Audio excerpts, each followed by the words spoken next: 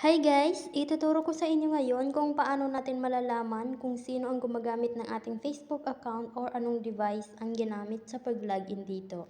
So, unang-una, punta tayo sa ating settings. And then dito guys, scroll down lang natin. And then makikita natin itong your information. And then i-click natin itong access your information. And dito, makikita naman natin dito yung security and login information. So, dito naman, makikita natin yung where your login. So, i-click nyo lamang yan.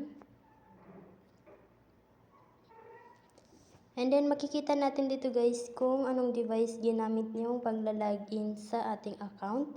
So, as you can see, meron ditong mga devices name. And then, meron din siyang time and date and IP address.